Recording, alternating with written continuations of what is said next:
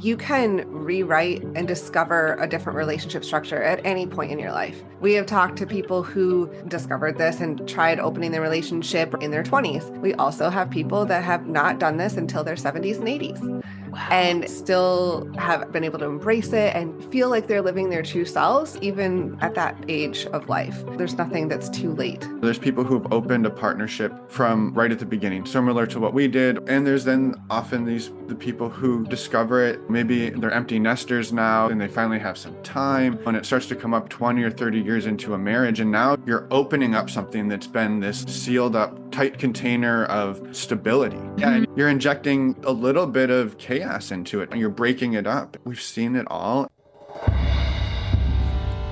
Welcome to the Relationship Diversity Podcast, where we celebrate, question, and explore all aspects of relationship structure diversity, from soloamory to monogamy to polyamory and everything in between, because every relationship is as unique as you are.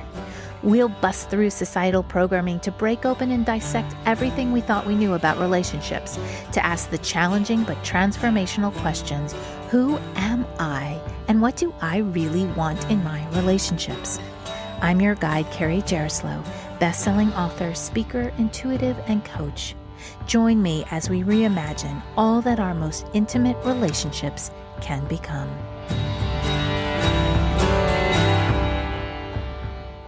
Today's episode is part of our conversation series. I'm just one voice in this relationship diversity movement, and it's important to bring more unique perspectives into the conversation. Today, I'm honored to have with me my amazing friends, Emma and Finn of the Normalizing Non-Monogamy podcast. They are both such caring, loving people who, through their podcast and community, advocate for all the ways non-monogamy and relationships in general can be expressed and experienced. Using the wisdom they've gained from over 350 episodes, they share their biggest takeaways from hearing stories of how people structure and evolve their own relationships in their own unique ways as they answer the question, is there a right way to do non-monogamy? This is relationship diversity at its best. But first, a little about them in their own words. We're Emma and Finn. For us, life is all about seeking out adventure, embracing the chaos, and meeting amazing people along the way. We've been together for over 18 years, non-monogamous for over 17 years, and have explored a wide range of different relationship dynamics. Together, we host the Normalizing Non-Monogamy podcast and run a global, online, and in-person community by the same name. Our mission is to inspire people to embrace their true selves so that together we can open minds and live authentically without shame. Let's get into the conversation. Hello, everyone, and welcome to this episode of Relationship Diversity Podcast. I'm so excited to have my guests with me today, and I feel super honored to have them as well, because today I have Finn and Emma from the Normalizing Non-Monogamy podcast. And the reason why this is so special to me is because as I was venturing into the world of the unknown of relationship diversity, their podcast was the very first podcast that popped up when I started searching for more information. And I listened to so many episodes and really was quite inspired by this idea that a lot of people are doing relationships differently when I wasn't seeing it in my environment.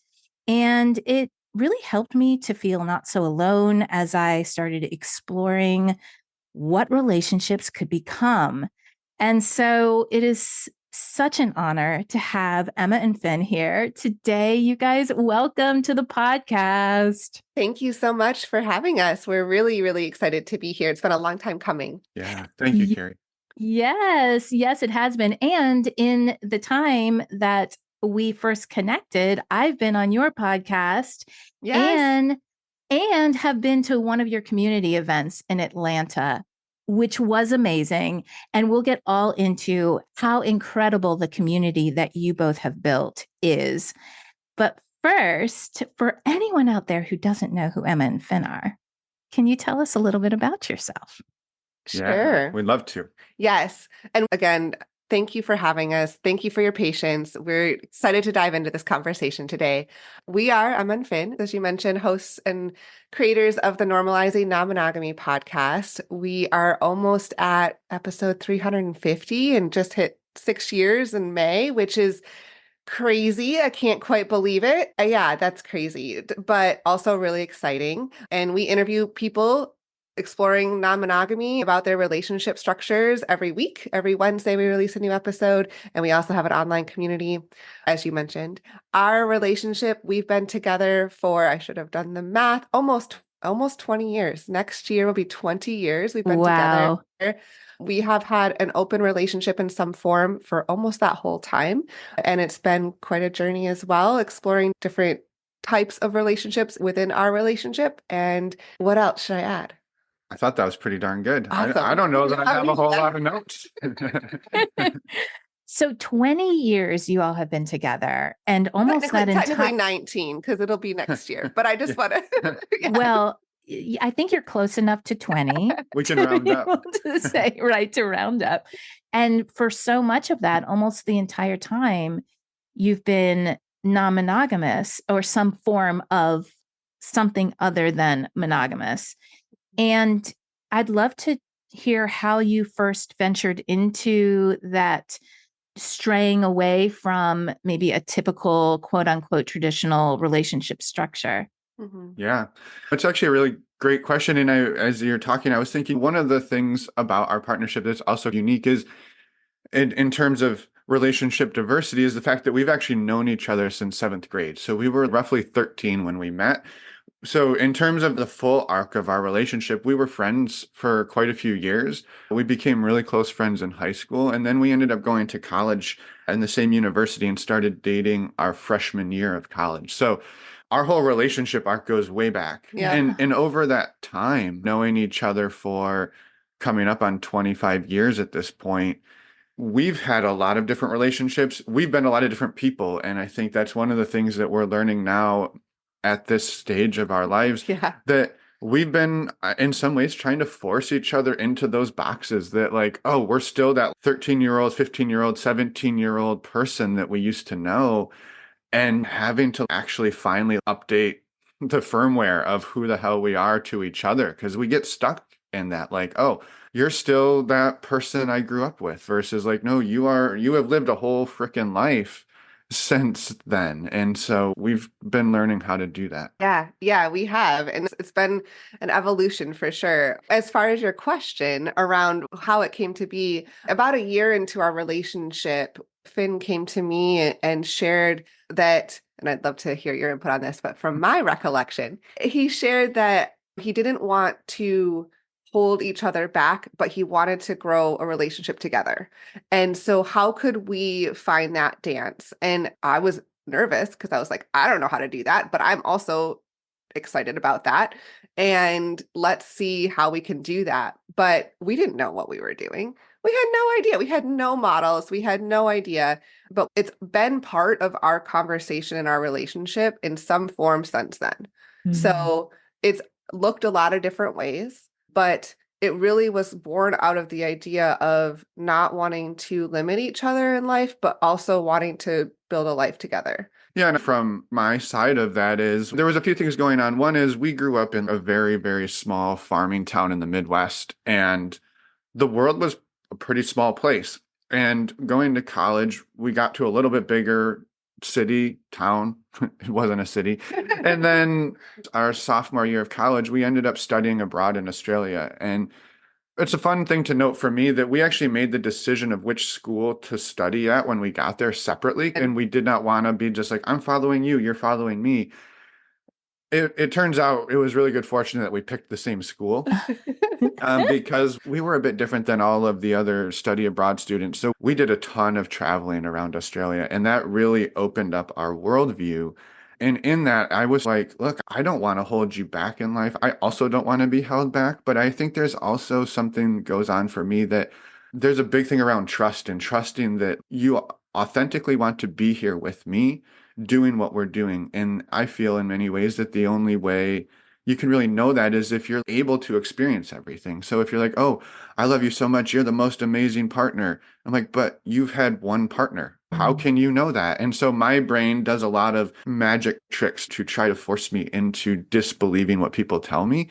And so this was, for me, this is a way to say, look, you can do anything you want. You can go out with whoever you want. It didn't start that way, but that's where it is for me is I want you to just be yourself. And if that means we are together, then I can wholly believe that versus we have a marriage certificate, so we should go to this thing together versus I actually want to be there with you, not I'm bound legally to go to this party with you or to this family reunion with you. So It sounds very intentional and wise for a young adult to have those beliefs. I think it took me a really long time to feel trusting and excited for my partner to be who they are and really work their way out of this box that society, culture puts us in. I love the context that your experience is meeting at 13. And most people believe that from a 13-year-old to a 30-year-old that you are doing this evolution. You're growing, you're evolving. That's just what teenage and young adult years are all about. And I think that that can really apply to people starting a path maybe of non-monogamy or relationship diversity or even exploration in their 20s and 30s. It's the same thing. We are always evolving and growing. And that then informs how we show up in our lives and in our relationships. But it seems so clear with you meeting at 13 years old and this whole journey that you've gone through.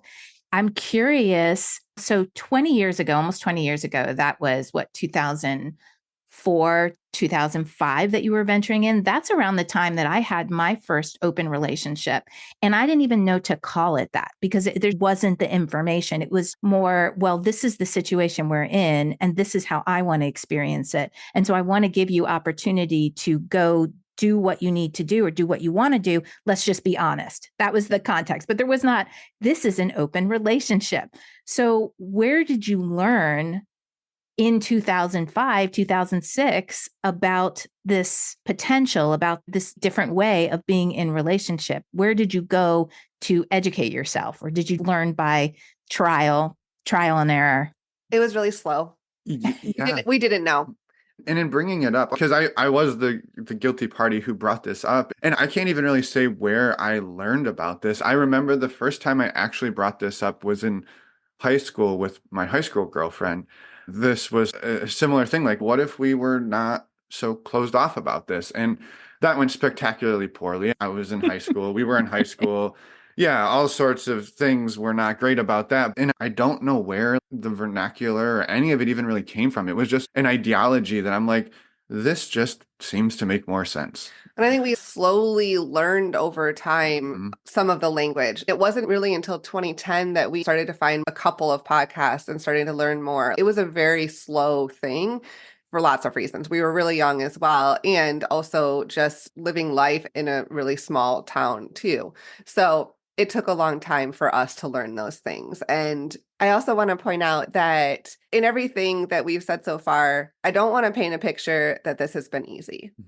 I don't want to paint a picture that we have everything figured out because that's so not the case. We are constantly figuring things out, growing, changing, having attachment fears come up, dealing with jealousy. It's been part of the whole thing for us. And I just want to make sure that people know that too, because as much as we strive to be and feel certain ways, it doesn't mean we're not human. And all of that still comes in. And it has been at times really difficult. I appreciate that because I have had a very similar experience. And I think most people, when they start to break out of all of the programming that we've been taught, there's so much that comes up. And then our own experiences on top of that and our own expectations of what we think our life should look like, that adds to all of that.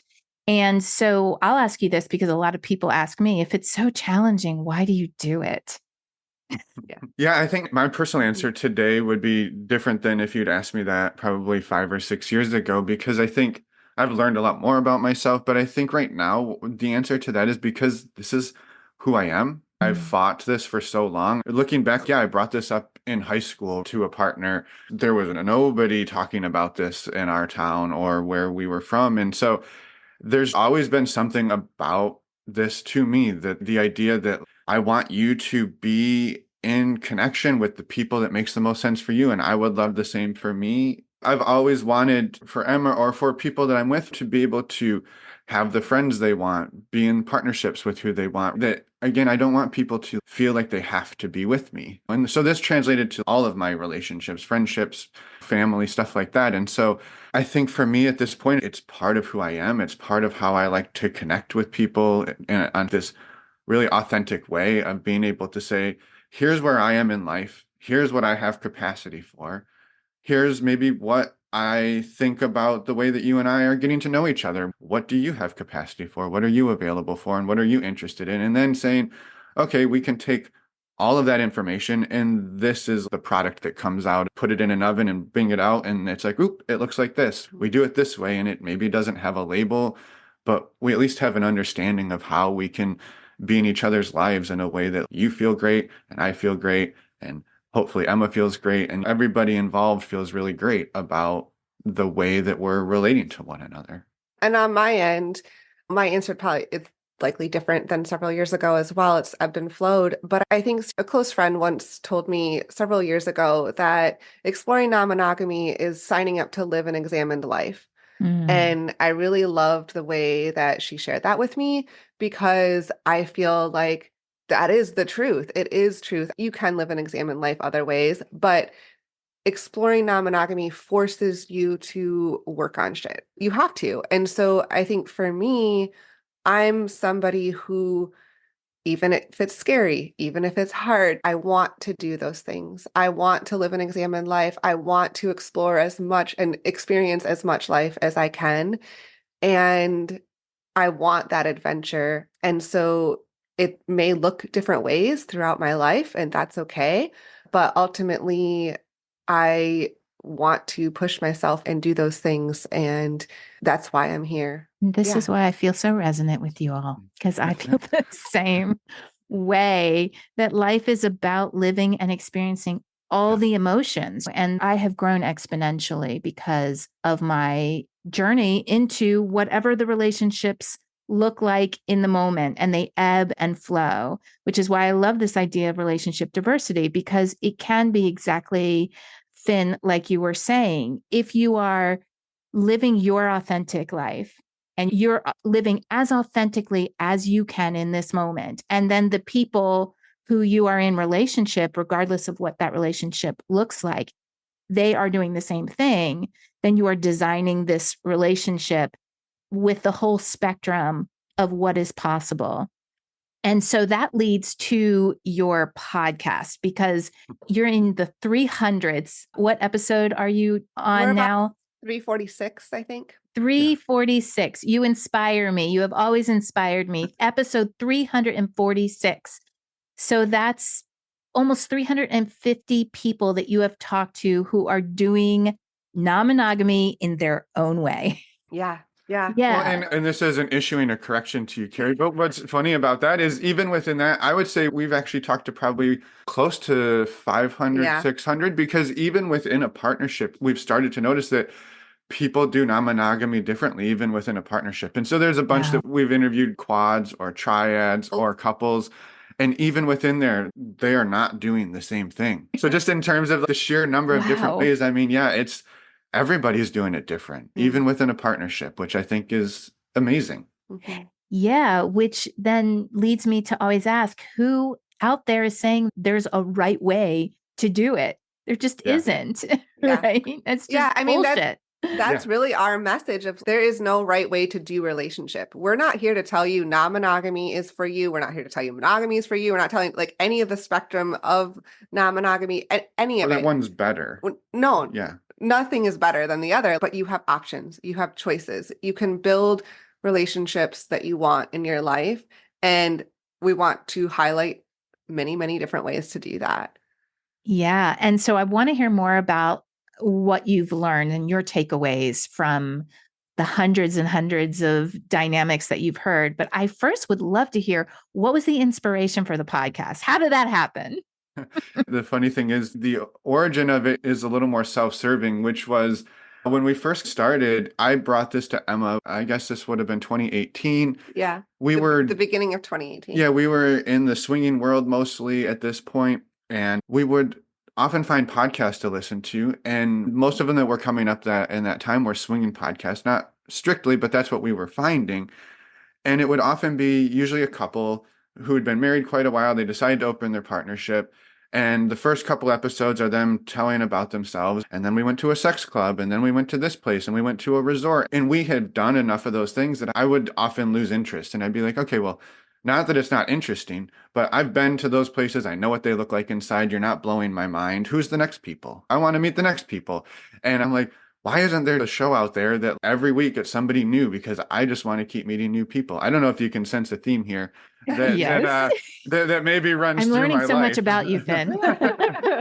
I tend to be a bit of an experience junkie where I want to experience everything. I want to live as much of life as I can. And so to me, it was like, I want to meet these people. What's going on for them? And then as we got into it, I think the inspiration has really changed. I can at least say for myself, it became really powerful to hear like, okay, they do it a little different than they do it. Okay, there's not a right way, because my brain is another one that searches for the right way, the perfect way. There has to be a perfect way to do this. And there isn't. And I've had to stop searching for it. And what we also found was we started by recruiting our friends and reaching out to other podcasters of like, hey, would you do this with us? We'd really love to do this. And it snowballed very quickly. People started reaching out to us, wanting to talk, wanting to share. And so we're like, people want to talk. People want to share their stories, their journeys. And to this day, we have tons of people reaching out to us, wanting to still come on the podcast and share their stories. And a lot of them don't have a platform, don't do YouTube or podcast or something like that. Some of them are, and some of them do, but a lot of people are just living their life, and they're like, I want to share my story about my relationship journey. And that's so much of the power for us of being able to lift up many different types of voices and giving people a platform to share. And then the thing that we learned is that as we started getting messages from people is people going, hey, I don't feel alone. Yeah. That was the Yeah. biggest thing that started to happen is I didn't know there was somebody else out there who did that like I do that. Or I thought I was the only one and now I'm not alone. Thank you. And so that is really now the driving force is we want you to know you're not alone. There might not be millions of you, but you're not alone. We've heard some wild and crazy shit and you're not alone.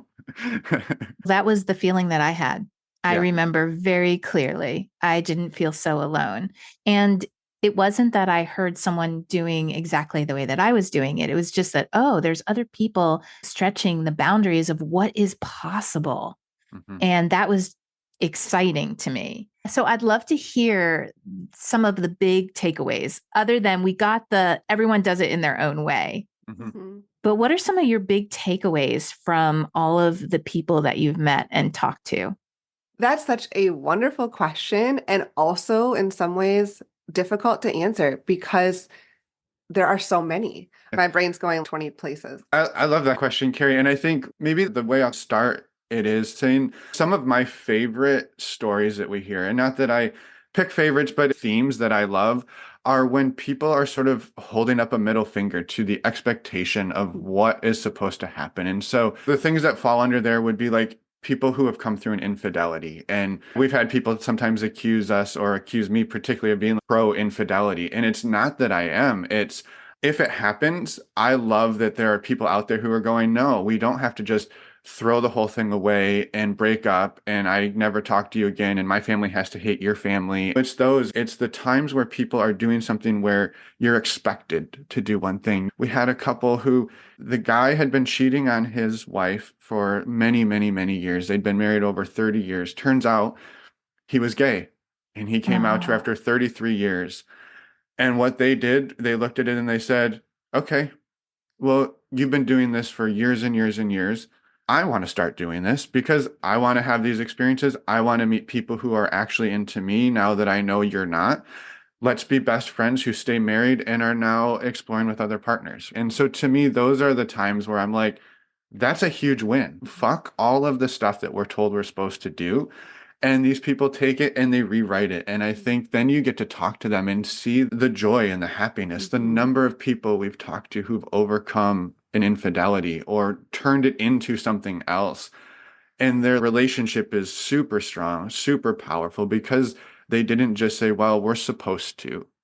And so I think that's one of the things that I love so much is when people look at the thing they're supposed to do based on what everyone tells them and say, nah, I'm going to do it different because this is what I truly want and this is what we truly want. And we're just going to do it and we're going to figure it out. And many times they don't have a framework because there's not a great place you can go to and be like, well, my partner's been cheating on me for years and years and years. I'm thinking about staying with them. There's so Right. much shame too in that of like, how could you dare do that and forgive that person? And I look at it from my parents who had that whole thing. They went the traditional route of infidelity to divorce to anger to not forgiveness to all of the stuff that's already written. Yeah. And I wonder what would have happened if there was another option like you're talking about. Right. We've also talked to people who have had one partner grow out of the relationship, or both of them grow out of the relationship of the way it was and figure out how to rewrite that relationship for themselves. For example, one person, they discovered that one of them was wanting a same-sex partner, and they transitioned their relationship into a co-parenting relationship. They still have a relationship, they changed it because they wanted to be in each other's lives in some way. They needed to change because one of them changed what they wanted. And instead of just completely dismantling everything, they were able to dismantle what didn't work and keep what was working. That sounds revolutionary. Is not throwing everything out because one thing isn't working. Let's just throw the whole thing out. And I think it takes a lot of courage and a lot of self-awareness to be able to say, what we were doing is not working, but what is working? And is there a way to keep what's working and expand to the next version of whatever our relationship is? Another takeaway I wanted to add was that you can rewrite and discover a different relationship structure at any point in your life. We have talked to people who discovered this and tried opening their relationship or open a relationship of some sort in their 20s. We also have people that have not done this until their 70s and 80s and still have been able to embrace it and feel like they're living their true selves, even at that age of life.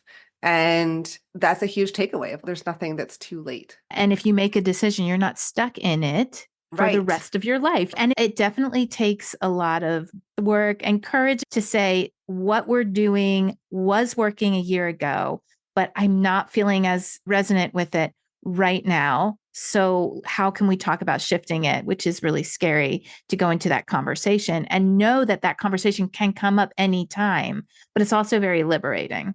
Totally. And I think along that same vein, one of the things we've seen is it's this catch-22. We've seen it go both ways, right? There's the couples or there's people who've opened a partnership from right at the beginning, similar to what we did, or maybe a year or so in. And there's then often the people who discover it. Maybe they're empty nesters now and they finally have some time. When it starts to come up 20 or 30 years into a marriage, and now you're opening up something that's been this sealed up tight container of stability and you're injecting, Or at least perceived stability. Sure. Yes, thank you, Emma. And you're injecting a little bit of chaos into it and you're breaking it up. And so we've seen it all. And I just want to say to something Emma said earlier, it's not easy to do that. It is really hard to open up a 30-year marriage and say, now we're going to be a little more autonomous. You might really love somebody other than me. And those are not things that you often think about when you're going through the world, raising a ton of kids or just living a life that is on the standard track. Definitely. Whew. Yeah. I hear all those stories and I can feel my anxiety of my journey as well, the uncertainty of it all and the real breaking apart, because there has to be a certain amount of destruction to then rebuild a new version. One thing that we've focused on a lot, and the thing you just said about there has to be some destruction before you can rebuild. And a lot of what we've talked about are people opening up a partnership versus we also talk to so many people who are solo poly or they're on this journey, quote unquote, on their own. So they don't have an anchor partner, they don't have a nesting partner. That's them exploring non-monogamy, forming partnerships that maybe aren't their primary focus. Some people describe it as their primary focus and their primary relationship is themselves. Yeah. Right. Yeah. Right. And so I didn't want to overlook the vast amount of people who are doing this solo adventure because there is still I have to destroy all of the norms and all of the pressure that people are putting on me. Like, when are you going to settle down? When are you going to find that perfect boyfriend? When are you going to find your husband, your wife, all of the things? They have to destroy all of that and fight it off probably nonstop. People going, oh, maybe you're just a slut. You're just like casual relationships versus, no, I have 3 very serious partners that I am very deeply committed to. It's not casual at all. And so there's a lot of having to destroy the incoming pressures to conform. And it was important to put that out there because the solo poly people often get a little bit overlooked versus hey, it's very couple centric. The couples privilege shows up everywhere, even when we talk about the relationship diversity. It really does. And I love that you brought up solo poly. I just did a whole episode about solo poly because there are so many myths and judgments, and that those two ideas, solo and poly, can't coexist, that they're opposite, or you can't be solo and be poly. And so I love that you brought that up. And there is a lot of destruction that needs to happen there. And then I just did an episode with Dr. Eli Sheff about the monopoly dynamic and how much judgment and stigma is with that. Have you guys interviewed people in that dynamic? Yeah. Totally. It's another one of our favorites, I think, because that's a place where people are getting those middle fingers up again saying, well, this could never work. You're going to go out and have multiple relationships or even just like casual fun, and your partner's going to stay at home and support you. And that's messed up. Or maybe not even stay at home. There's one person that's interested in having multiple connections with other people and somebody else who's not. And they figure out what works best for them. These are some super fun conversations that we get to have. We had one couple, 2 women who one of them is non-monogamous, loves going out. And it was like, I love home renovation. So she goes out for a weekend and I stay home and build a closet or fix something around the house. And I have a great time and she has a great time and everybody wins and nobody feels shitty at the end of the weekend. And it's perfect. Not perfect, but it's they're each having their needs met. Yeah. And that is, again, the judgment of, well, if you're doing that, I should want to do that too. But I don't want to do that because I know myself and I'm happy at home doing home renovation projects. Yeah. And what I think is very helpful when you're in that process of destruction is community, which is foundational to what you're doing with the podcast and how you bring all of this awareness and education into the world is community. You have an exceptional community. And please, everyone, I'm going to link their website in the show notes so you can connect and learn more about their community because I am a part of this community. And I am so amazed at what you have created, this space of inclusivity, love, care, nurture, fun, sexiness. It's all there. It's just what you're needing in the moment. So I would love for you to talk a little bit more about your community, how your community started, where it is now, and how people can engage with it. Emma and I went through a lot of this journey together. So if she had a crappy experience, I could be there for her. If I'm having a crappy experience, she can be there for me. We can walk away from a party that was maybe suboptimal and we can laugh about it on the car ride home and grab a Frosty at Wendy's at 4 a.m. and have a good time versus you leave by yourself. That's a totally different car ride home. You don't have anybody you can talk to that about. And so the community came to be a place where people can come and have those connections where they can say, hey, I'm going out on a date tonight. Could somebody be my support so I can text you later to let you know I'm safe. We've had people do that, or like accountability partners in there, or just, hey, I'm really struggling and I don't know anybody who's done this. Has anybody? And somebody will throw their hand up and say, give me a call. Let's jump on a Zoom. I just wanted to jump in and explain a little bit about how we built this community and what our intentions are here. About a year into our podcast, we definitely saw a need of people wanting to connect more besides just sharing their stories. People wanted to connect more with each other. And we started figuring out a way to do that. And it has grown and shifted over time. But the ultimate goal is to give people that space to connect, to support one another, to not feel alone, to find their people. And we always say, we'd love for you to check out our community. Come and see if it's a good fit. If it's not a good fit for you, okay, we understand. It's not a good fit for everybody. But for some people, it is. And we want to have a space where people can support each other and learn from each other, because the community is made up of so many different types of people. They're not all doing it the same way by any means.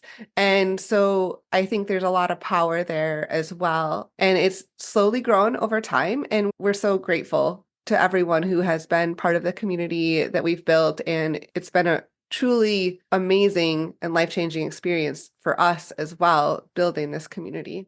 It's an incredible community. I was inspired when I first joined at all of the questions and the education that you had in terms of consent, in terms of how people interact in it. It is very loving and caring, but also very strong, clear rules and boundaries. And I felt very safe going into the community and even messaging a little bit. I don't typically message in communities. I tend to go in and lurk and get a vibe and maybe say a little something here and there, but I always felt very safe in that community. And I was so impressed with all that you do to create such a safe space for people to come in and talk about pretty intimate things.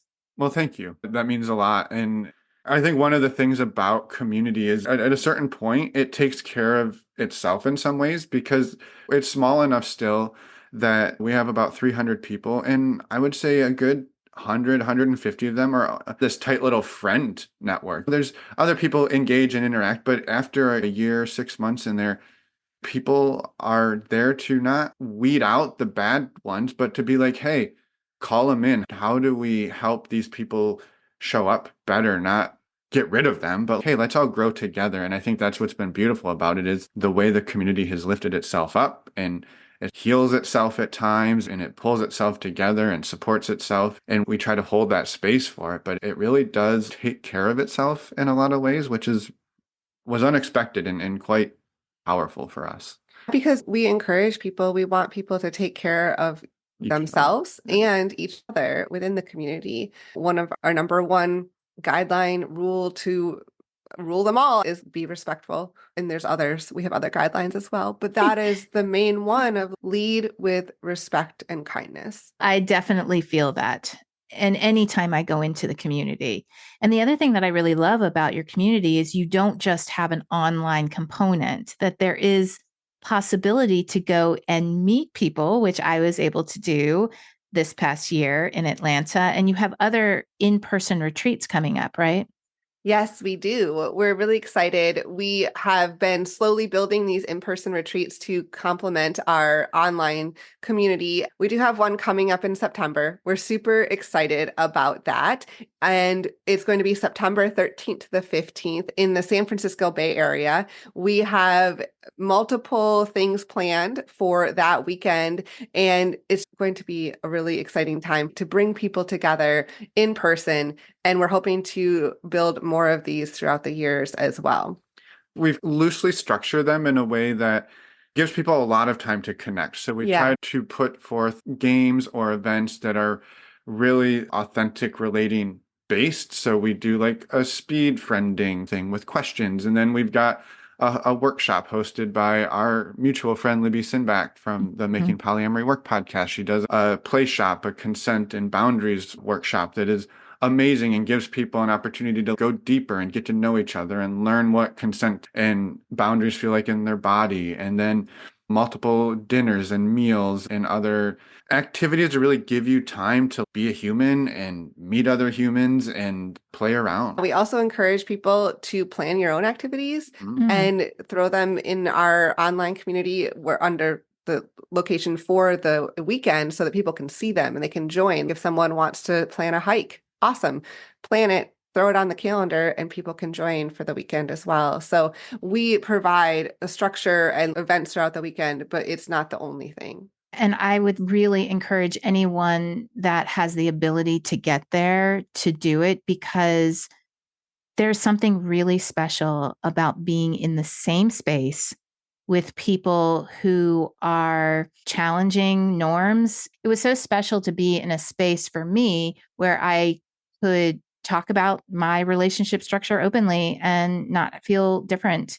And everyone was really open to talk about, well, this is what my relationship ecosystem looks like right now. And this is what it was. And this is what I'm dealing with. And this is my challenges. And we could just be with each other in that space. It was so fulfilling for me, especially as an introvert who, tends to want to just be in my own little world. I feel more comfortable, but I felt very inspired by being in person with people. So how can people, if they're interested in this in-person event in the Bay Area, how can they get more information? The best place to do that would be on our website, and at the top there's a community tab. And right below that, by the time this comes out, I might have revamped this page, but it will still be very prominent on this page. There's a link there that says learn about the retreat, and it's going to be the program guide for the whole weekend. And it lays out all of the different activities, roughly when they're happening. And then at that point, you would need to join the community. So you can fill out the application. It takes 10 or 15 minutes to do. And then we will review that, let you in. And also, we're offering right now this summer leading up to the retreat. If somebody wants to try out the community for a month, you'll still need to do the application, because that's one of the real key way we keep the community safe, is asking you some questions about our guidelines and all of the stuff that you'll learn about through the application process. But yeah, we'll do doing a free month trial so you can check it out, decide if it feels like a good fit, and then you can come join us here in the San Francisco Bay Area. Or we're going to start having 2 to 3 of these a year spread out around the country. So there'll be one in Atlanta next April-May timeframe, and then back out here in the Bay, and we're working on one in the Northeast, but we need a little time on that because it's a long ways from the Bay. Information, as Finn said, about the retreat and everything is on that community tab. But you can also, if you're just interested in right now checking out the online community, the virtual community, all of that is right there as well. So just wanted to, I'm sure that was clear in what he said, but I wanted to I'm not re-emphasize that point of all of the information is right there. And even if you can't make the in-person retreat, come and check out the online community as well. I second that. It is incredible. I want to go back to another one of your offerings, because I think this ties into relationship diversity and your expertise, is that you have a workshop that's called, Is There a Right Way to Do Non-Monogamy? Yeah, we did this workshop a few years ago for the first time in person at Southwest Love Fest. And I think the main takeaway that we've talked about all day today is there isn't a right way. So spoiler alert, that's the answer. But then what we do is we go through a handful of myths and misconceptions about non-monogamy and what it is and how people do it. And we break down what we see as the myth and then what we see as the reality behind that. And then we put you in a small group of a handful of people, and you get to talk about what's your experience about this. One of those myths, for example, is that you have to actively be dating or in relationships with multiple people to be polyamorous or to be non-monogamous. And we don't feel that's true. And then we'll put you in a small group and be like, well, what's your opinion? How do you feel? What's your life like? And that gives people a chance to be like, oh, I've been poly for 30 years. I have no partners right now. I'm loving it because I'm writing a book or I'm doing a huge work thing. And you get to really hear it from people rather than us trying to drill it into you. It's a really fun workshop and we enjoy doing it. We are excited to be doing that at some point soon. We don't have exact dates once this comes out, but just keep an eye on our website and it'll be announced there. that would probably be the best way to find out about it. It sounds like an amazing workshop. I would like to attend it. So I'm going to hopefully get to know when you all are doing it. But if someone out there is in their own journey of relationship diversity, they're questioning, maybe they've been monogamous, maybe they've been non-monogamous, maybe they've been swinging, but they're just not sure what is right for them because they've been following everyone else's rules. What could be one way that they could take a step forward into getting to know what they want and what kind of non-monogamy would be right for them? That's an excellent question. Yeah.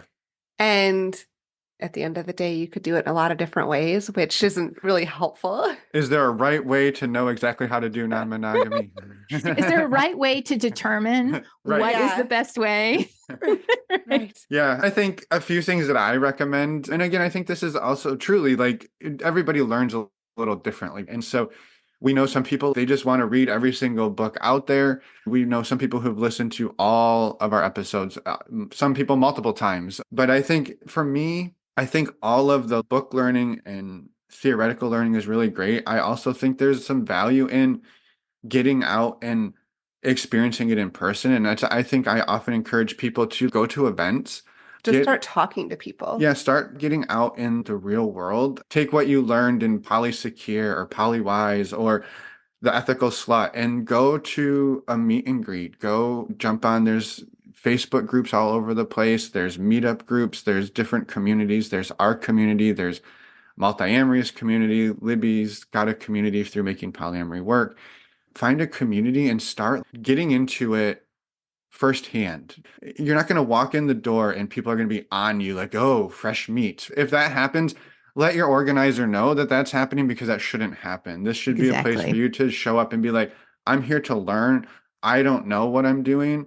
What do you do, person? Okay, thank you. What do you do, person? And it should be a place that you can come and learn and keep going back and build yourself a community is truly the thing that I think is the most valuable thing you can do in this world. And I also would add, go at your own pace. Mhm. For some people, that looks a lot faster than other people. Sometimes somebody wants to dive right in, just consume it all, date other people, completely go 100% all in, which is amazing. And other people are still 100% all in of this exploration, but the exploration itself may look really different and be really slow and ebb and flow in their life. And that's more than okay too. That's encouraged. And so I think, again, try some things. I think the biggest thing, as Finn said, is start talking to people, try some different things, see what resonates, see what doesn't, pay attention to that. And I think for a lot of people, that does involve slowing down.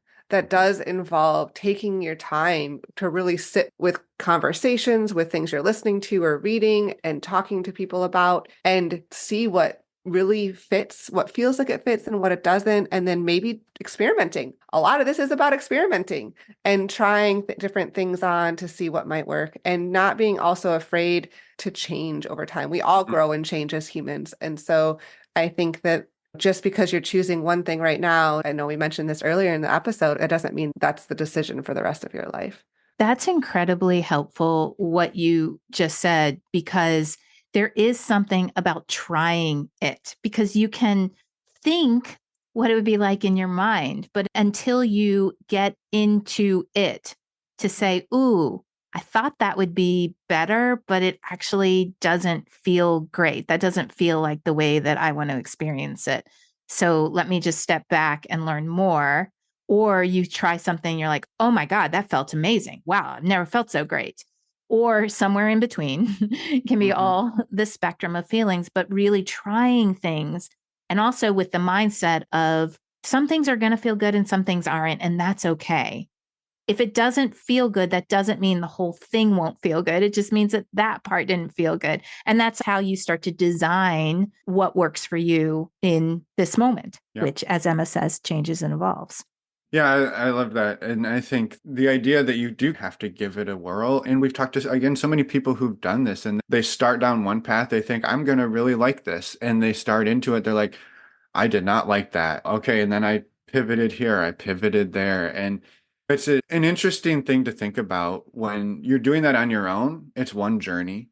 And when you're doing that with or alongside a partner, and you get to start seeing each other, like I turned left, Emma turned right, and we're like, oh my God, what do we do here? We just turned opposite directions from this same path. And then figuring out, how do we support ourselves in that? How do we support our partners in that without taking it super personally? Like, there's a lot that goes into this to really do this dance together. And maybe my own 2 cents is to try to, if you can, lean into a little bit of that adventure in ways, as you said, slowing down can really help. That way, if I turn left and she turns right, but we turn slowly versus I'm like, wait, where'd you go? I don't even see you anymore. It's totally different if you can slow it down. So I love that advice as well.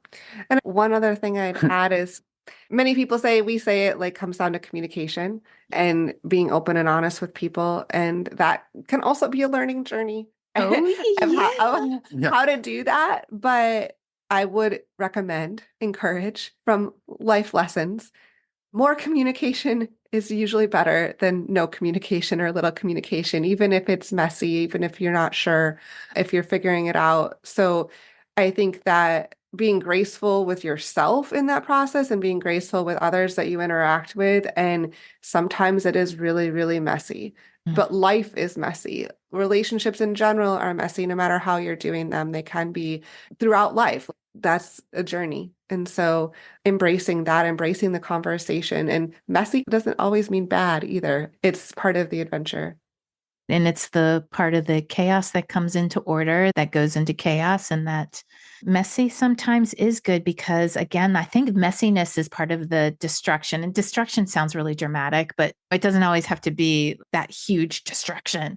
But that is in that messy phase. If it just doesn't feel dismantling, maybe. Yeah, dismantling. Yes.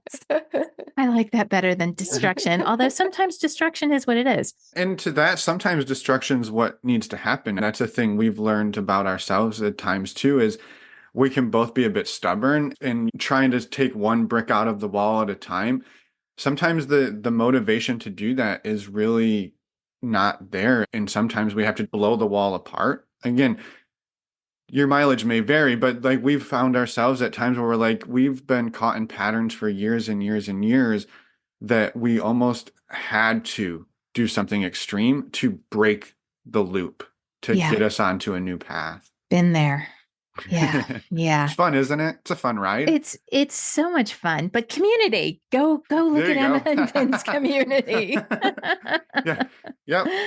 Oh my gosh, you all have so much wisdom. I'm really honored and thankful to have you as friends in this journey that we're normalizing relationship diversity, non-monogamy, even intentional monogamy, solo poly, we are in this process of normalizing it. And I'm grateful to be in this with you because you all have led the way and have paved the path for me. And it has made it a little bit easier for me.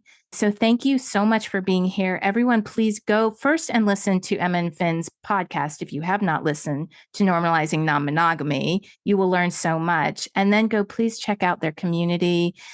Emma and Finn, thank you so much for being here. You all are amazing. Thank you so much, Carrie, for having us for this wonderful conversation. And I do want to just add one quick note. If people do go and listen to the podcast, you're not familiar with it, feel free to jump around. If you start listening to something and it doesn't resonate, go click on somebody else's. We also encourage you to listen through the story because something might resonate in that story.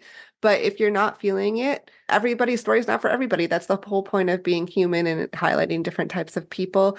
And also we feel like you can learn a lot from listening to different types of people. So choose your own adventure. But I just wanted to note that there's no right way to listen to the podcast either. It's the theme. There's no right way to do anything. Exactly. No right way to do life. Thanks so much for listening to the Relationship Diversity Podcast. Want to learn more about relationship diversity? I've got a free guide I'd love to send you. Go to www.relationshipdiversitypodcast.com to get yours sent right to you. If you liked what you heard, please subscribe to the podcast. You being here and participating in the conversation about relationship diversity is what helps us create a space of inclusivity and acceptance together. The more comfortable and normal it is to acknowledge the vast and varied relating we all do, the faster we'll shift to a paradigm of conscious, intentional, and diverse relationships. New episodes are released every Thursday. Stay connected with me through my YouTube channel, where I'll give you even more free resources and information all about relationship diversity. I'm super excited to go deeper into YouTube because I'll be able to connect and have conversations directly with you. You'll find the link in the show notes. Stay curious. Every relationship is as unique as you are.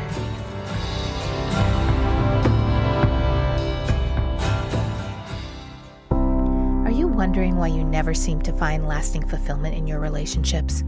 Or do you create the same kinds of relationship experiences over and over again? Can you never seem to find even one person who you want to explore a relationship with? Have you just given up hope altogether? If this sounds like you, my recent book, Why Do They Always Break Up With Me, is the perfect place to start. The foundation of any relationship, whether intimate or not, is the relationship we have with ourselves. In the book, I lead you through 8 clear steps to start or continue your self-exploration journey. You'll learn about the importance of self-acceptance, gratitude, belief shifting, and forgiveness, and given exercises to experience these life-changing concepts. This is the process I use to shift my relationships from continual heartbreak to what they are now, fulfilling, soul-nourishing, compassionate, and loving. It is possible for you. This book can set you on a path to get there. Currently available through Amazon or through the link in the show notes.